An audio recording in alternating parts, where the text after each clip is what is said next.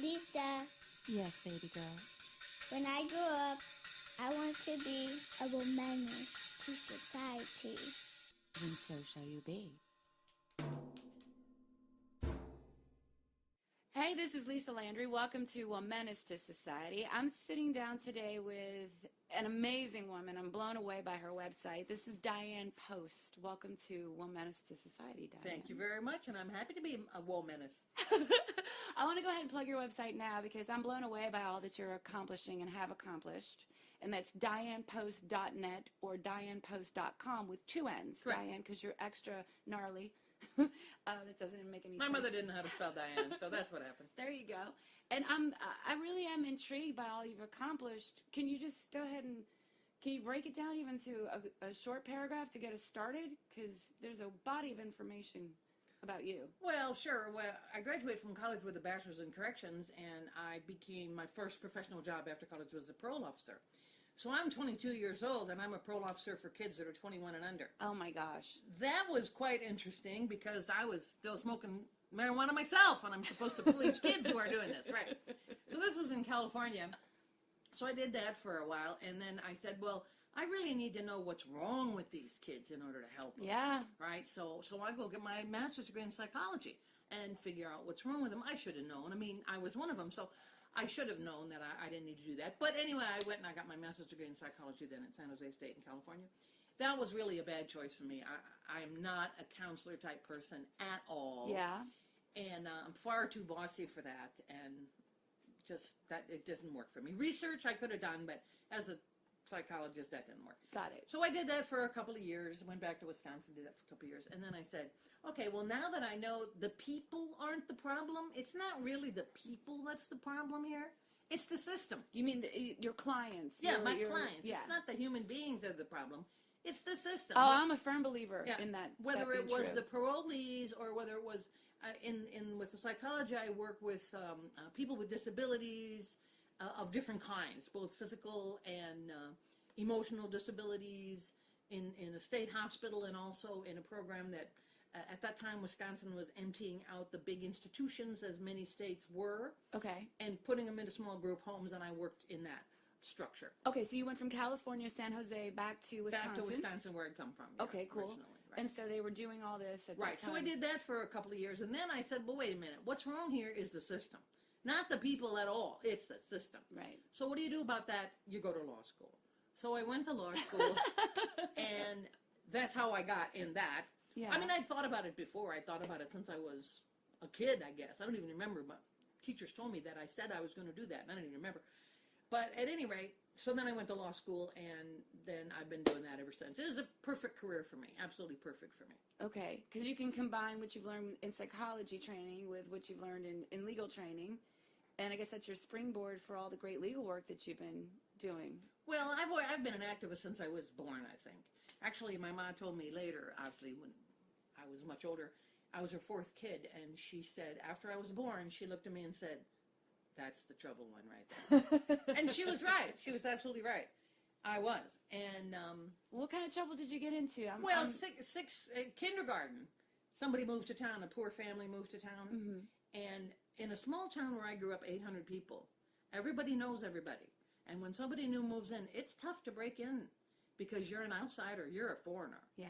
When in those little bitty towns, they're not very welcoming to new people. I've been in small towns before. So you know what I'm talking I know, about. the village Yeah. can turn on you. Exactly. Yeah. So this family moved in, and this kid was in kindergarten. I think he must have been the same age as me, or maybe a year younger, I don't know. Anyway, he didn't have any marbles to play with, and this is when all the boys were playing with marbles. Aw. So I went around and I made every kid give me one marble out of their pack, and then I gave the pack of marbles to the boy, and so he had marbles to play with. Mm-hmm. So I think this was my first step into activism. That's lovely. And then in high school, I organized the first sit-down protest in my high school. So you see, I've been at this a very long time. You've been out there rebel-rousing. Right. So what was the protest against in high school? Do you remember? It was something ridiculous. It was because we wanted an all-junior prom, as opposed to having to have the court have seniors, sophomores, and freshmen. Okay, well, that sounds fair. Well, that's what happened too. Yeah. So you have a good track record. Well, I don't know about that, but I've had some wins and some losses. Let's put it that way. Let's talk about one of your legal wins, because I know that you've been advocating for decades now for some of the most vulnerable people on our planet, which would be women and children. Even though we are technically 51% of the population of the globe, we are still considered property in so many places. And I know you've been advocating overseas as well as here in America, in Arizona. Can you tell me and the listeners one of your favorite legal battles? Well, there are several that are actually ongoing right now, and one is the case that I filed at the Inter-American Commission on Human Rights. Yeah. And this is in the Inter-American geographical area, so North and South America and Central America. And there's an International Commission on Human Rights, sort of like the Employment Opportunity Commission. And then there's a court, Inter-American Court, so that cases among these countries or citizens from these countries, when they have exhausted all of their efforts to secure justice in their own country, can file an action in this court. Well, the United States is one of the few countries that, of course, has not signed the convention for the court.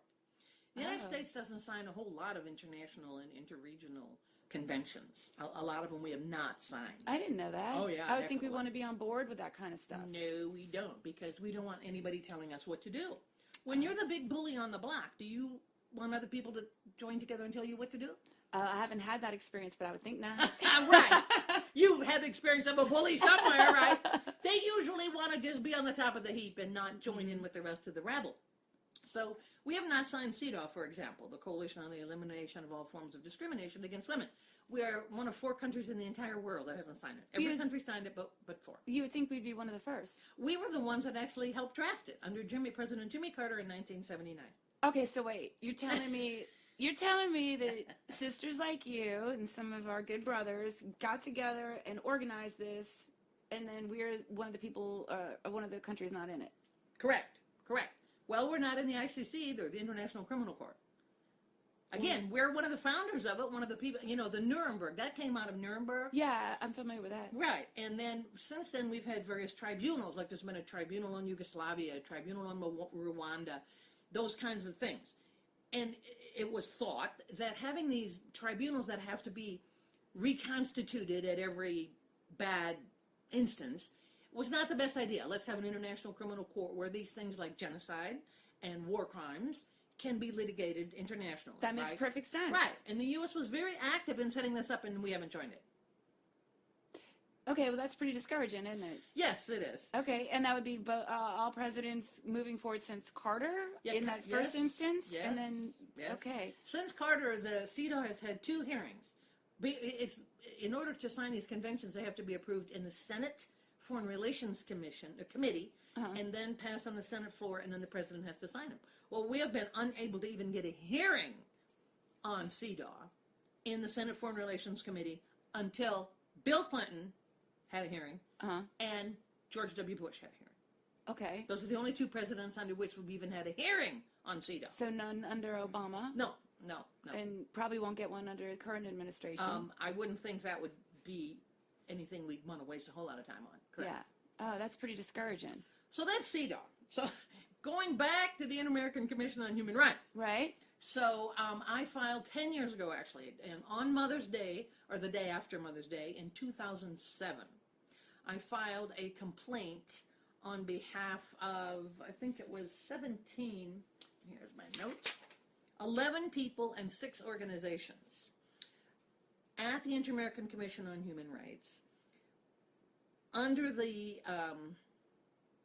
not the convention, because we didn't sign the convention. Right. But because we signed the Declaration of Rights of Man, and that is what it says, Declaration of Rights of Man, the United States is subject to jurisdiction under the commission, not under the court. So I had to file it in the commission, not in the court. So that's an underbelly? Or is it It's like different the chamber? EEOC. It's a different chamber. Okay. It's a completely different chamber. It's not a court. It's a commission, which is a less formal type Like of... a mediation? Yeah. I'm trying to understand, because I'm not a lawyer. Well, it's so like an EEOC, like the Equal Employment Opportunity Commission. I'm a comedian. We don't have that. You get what you get and you like it. Okay. Okay. So it is a quasi-judicial body. Okay. It's a quasi-judicial body. Got it. Half a judicial body, okay? Mm-hmm. So I filed the complaint in 2007, and it has never been heard in 10 In 10 years? It is estimated, because of their backlog and all of that, that it would take 4 years. Okay. Mm-hmm. I'll go with 4 years. But it has obviously been 10, and it hasn't even moved out of the box. So do you refile? No, you wait. So I heard nothing from 2007 to 2011. Mm-hmm. For 4 years passed. And finally I heard from them, and I thought, oh, great, they're going to accept it, because it's a two-step process. First they have to accept jurisdiction, and then they send it to the United States, to, Okay. the president. Well, so I thought, oh, great, 4 years has passed, they're going to accept jurisdiction. Well, that's not what happened. 4 years passed, and they asked me for some additional documents about the different 11 plaintiffs. All right, I sent it in. 2 years later, 2013, I got another communication from them asking me who specifically were the victims and what were the names of the children. And hadn't you already turned this in? That already was in paragraph 381 of the petition, and all I had to do was go down, scroll, copy, paste. It's all right here. Right. It's already there.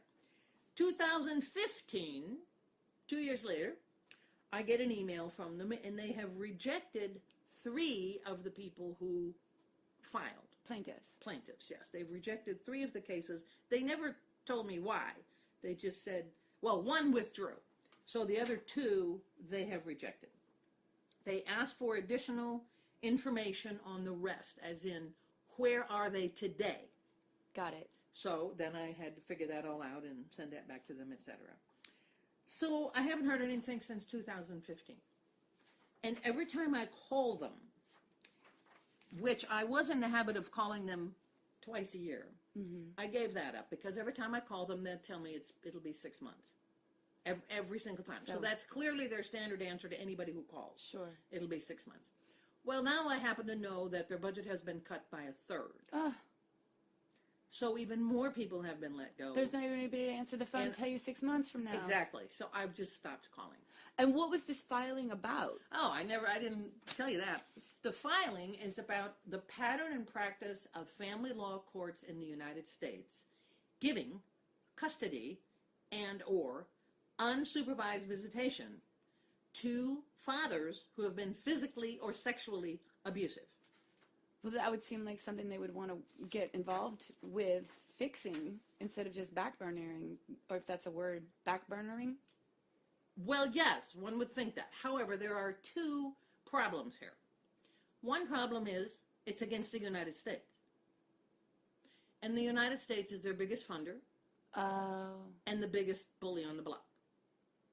Well, wouldn't America want to not have kids who are being harmed returned to their abusers? Well, this is not America. This is the Inter-American Commission on Human Rights. Oh. And there are judges from countries from North and South and Central America. Okay. We've tried in the United States. We have made tremendous efforts in this country to fix this problem. You can't go to the Inter-American Commission or any international venue without having exhausted every remedy here at home first. Okay. So, we have done that. We have lobbied for laws. We have passed laws. We have brought lawsuits. We have passed resolutions. We have done academic studies. We have done experiential studies. We have done every possible thing that you can think of to do, and we don't succeed. The problem continues to get worse. And then you have the Jessica Gonzalez case, which really was the icing on the very bad tasting cake. I'm not familiar with that at all. Jessica Gonzalez was the case in a town in Colorado. I can't remember exactly the name of it off the top of my head. It's not Denver. It's somewhere near there. Boulder? No, it's not Aspen, Boulder either. Golden, Centennial Hills? I can't remember the name of it. I could look it up. But at any rate, she was divorced. I think she had 2 girls. There was an order of protection against the husband. He did have visitation. He came, he picked up the girls for his visit on a Sunday afternoon, and he took them. And he never brought them back. She called the police, and she called the police, and she called the police, and they refused to do anything about it. even though there was an order of protection and he was supposed to have them back at a So certain legally, time. they were supposed to move on that. Yes, Yeah, legally the they were cops. supposed to take action. Right. They didn't do anything. She went down to the police station. They didn't do anything. So, at 3 in the morning, he showed up at the police station in his pickup truck and starts firing a gun at the police station. Oh, God. Well, you know what's going to happen to him. Suicide by cop. Right. So he's dead. So they go to his truck, and there are the 2 girls in the truck dead. Oh, gosh. She sued, obviously, Right. for their failure to take action, because had they taken action when she begged them Right. hours and hours and hours before, those 2 girls' lives might have been saved. In fact, his life might have been saved. And even some cops wouldn't have been shot at. Right. Right. If they had taken action. If they just done their job. If they'd just done their Serve job. and protect. Correct. So, nobody can make up for your children being killed, Correct. obviously. No. And has anything changed in that department that you're aware of, where their protocol is Well, different now? No. Supposedly their protocol is different now. But what happened with the case was she sued them. She lost at What? the state level. She lost in Colorado Supreme Court. In Colorado? Yes. In liberal, dope smoking, She lost. anything goes, Colorado. They said that the police do not have a duty to protect every single person. Otherwise, how could they protect every single person? Bad things would never happen then, right?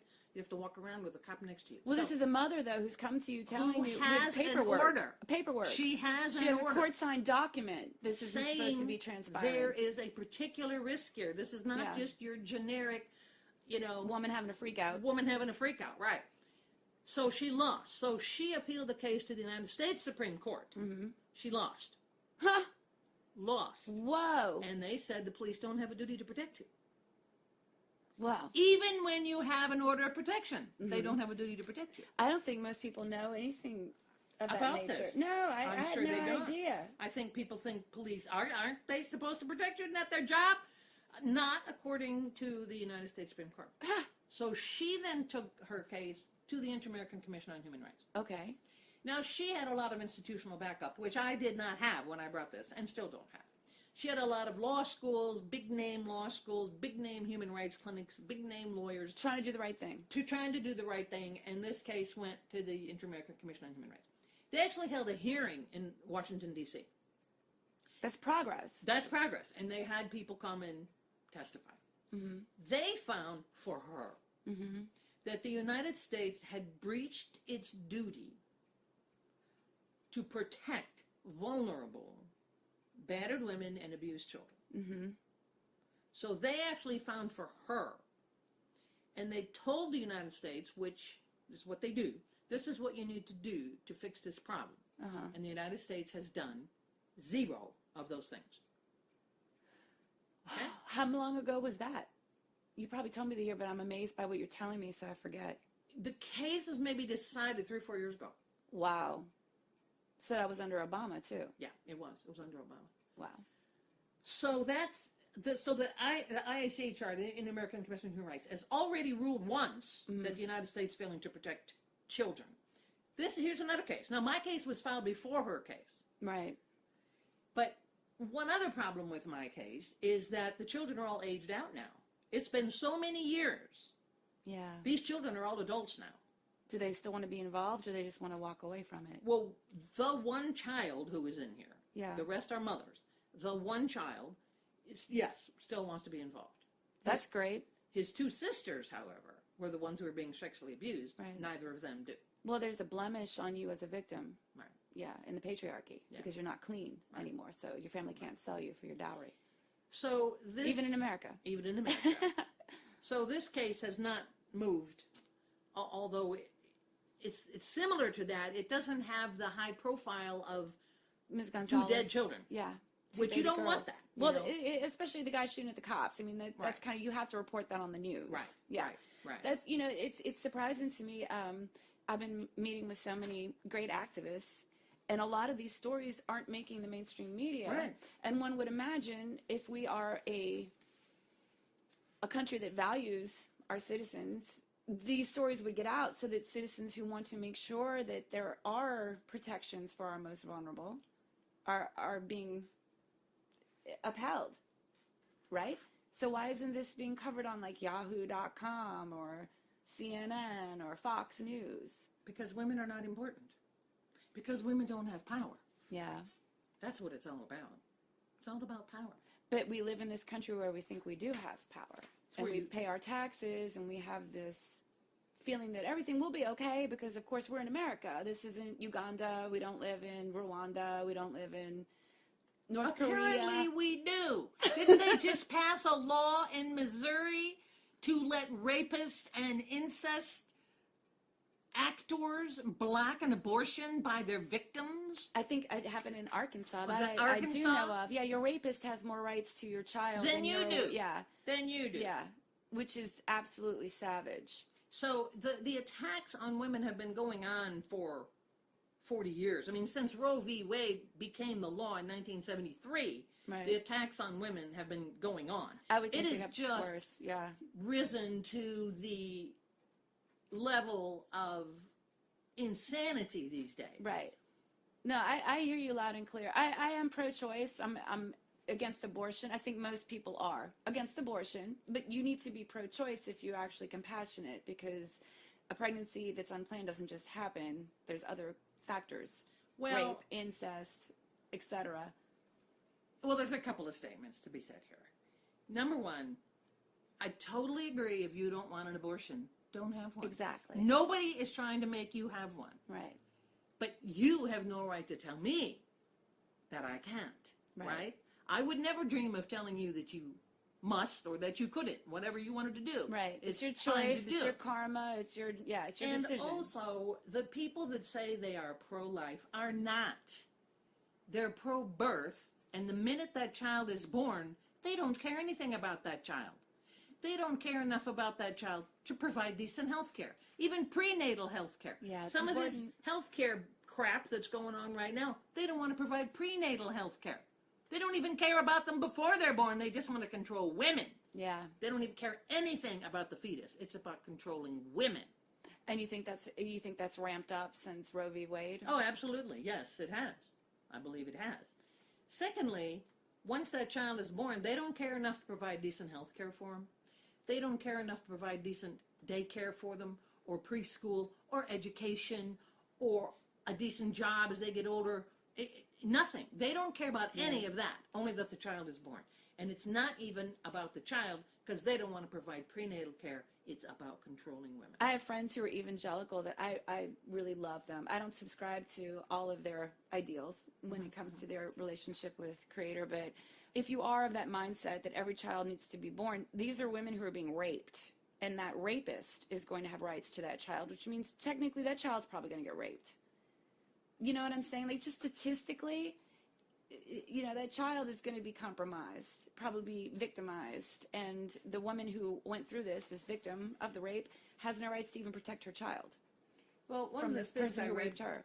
recently that really got it into my mind, what is going on here, is, as you and I were talking briefly before we started here, was that strict father idea. Yeah. And one of the main things about that is that men have to control physical reproduction, because they want to ensure that they reproduce themselves. Right. Therefore, they must control reproduction, so they must control women's vaginas. Mama's baby, daddy's maybe.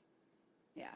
So that's why they're so intent on absolutely stopping women being able to make any decisions about that they should make all the decisions, because men are the one who want to propagate themselves. Well, you know, they could do that just by not being dicks. They could. I mean, but like they don't seem to know that. That'd be a gentler way to, you know, have a good structure in your family. You know, I don't know. The older I get, the more that I meet interesting people such as yourself, and the more that I read, it just seems like patriarchy is our biggest problem.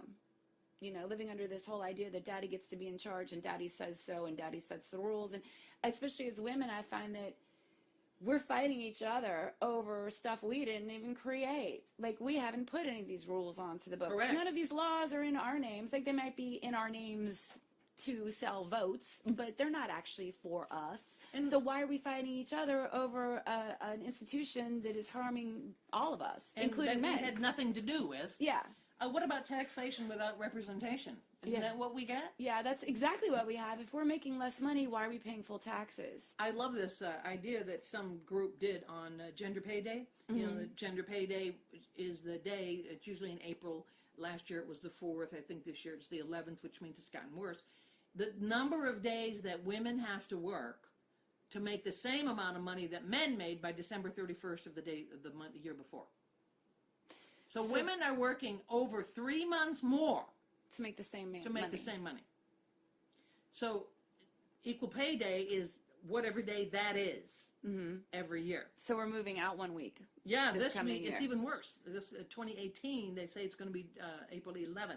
So that means it's gotten worse. The gap has gotten worse, not better. See, this is my dissatisfaction with our current political system. Why aren't we as Democrats advocating for equal pay, no brainer? Why aren't those bills being brought up? Well, they are. There are such bills. Remember the Lilly Ledbetter Equal Pay Act? That finally got passed under Obama. Do you remember that? No. You know who Lilly Ledbetter is? Some woman who had a bill named after her. Did I get it right? Yes, you got it right. Thank you. Hey, a bright one. She was working high up in a big company, and I don't remember the name of the company now, but was high up in a big company. She was a big manager type. She'd been there years and years.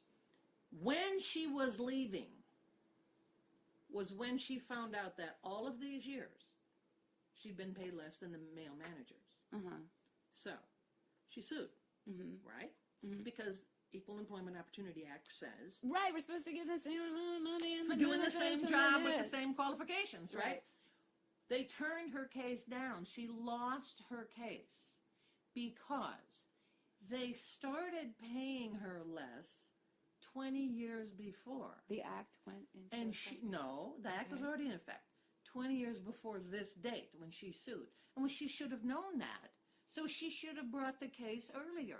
What? You can't just go on and get paid less for 20 years and then figure it out and then bring a case. No, you have to figure it out within 6 months of when you're first paid less.